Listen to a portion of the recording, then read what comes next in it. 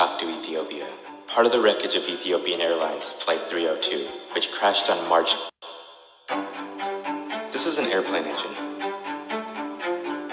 It's sitting in a field in Bishoftu, Ethiopia, part of the wreckage of Ethiopian Airlines Flight 302.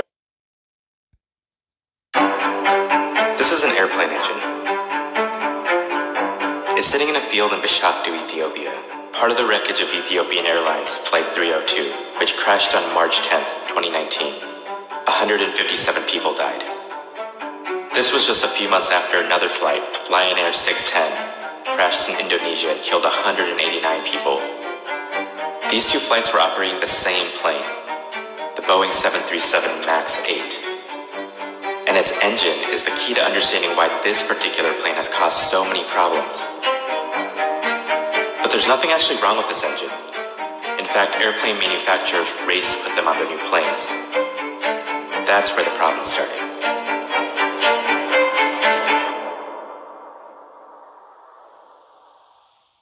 The two biggest airplane manufacturers in the world are Airbus and Boeing, and they have a fierce rivalry. If one of them can offer a better plane, the other could lose a lot of money. That's exactly what was about to happen in 2010.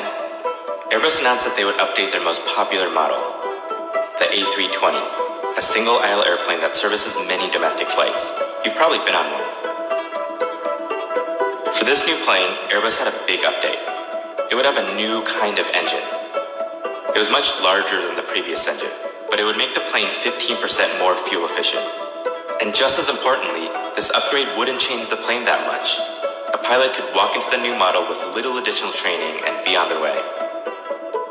It was called the A320neo, and it would save airlines a lot of money.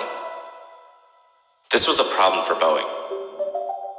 To compete with Airbus, Boeing's obvious move was to upgrade the engine on their single-aisle plane, the 737. But there is one issue. Here's a sketch of the 737 next to the Airbus A320. Notice how the 737 is lower to the ground than the A320. This meant Airbus could slide a new engine under the wing of their A320, but there wasn't enough room under the wing of the Boeing 737. But a few months later, Boeing's product development head had big news. He said, "We figured out a way to get a big enough engine under the wing." Their solution was to move up the engine on the wing so that it would be slightly higher, and it would fit on their 737s. Here's a promotional video of that updated 737 in the air.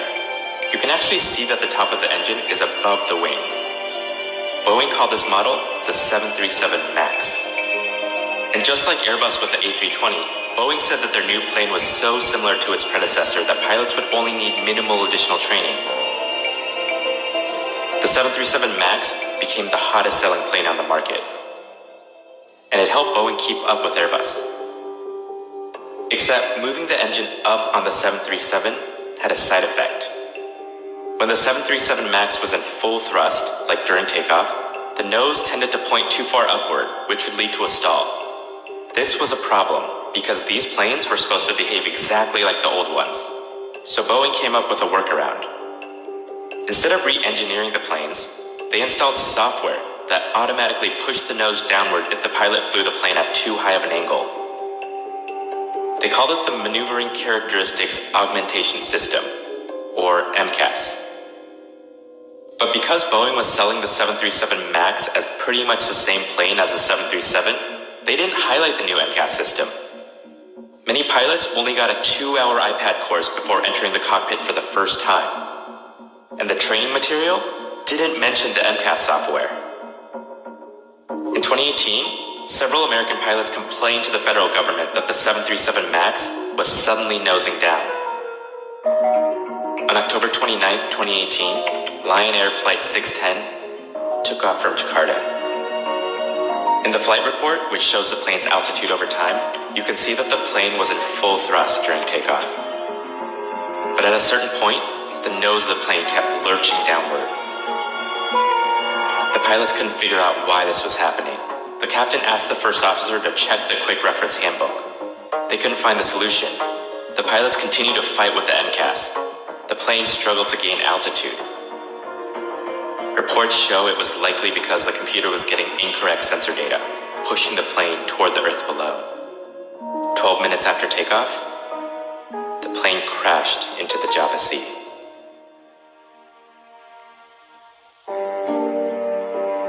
In the Ethiopia crash, the report shows that the pilots were actually able to disable the MCAS, but it was too late to overcome the malfunctioning MCAS sensors. For now, nearly every 737 MAX 8 in service has been grounded, and the Federal Aviation Administration is facing scrutiny over how they rushed this plane through certification. Boeing's response has been to apply a software update that makes the MCAS less aggressive, while also saying they'll increase pilot training on how to turn it off. This problem started with the company's race to compete with its rival. It pushed them to pretend like their new plane behaved exactly like their old one, even when it didn't.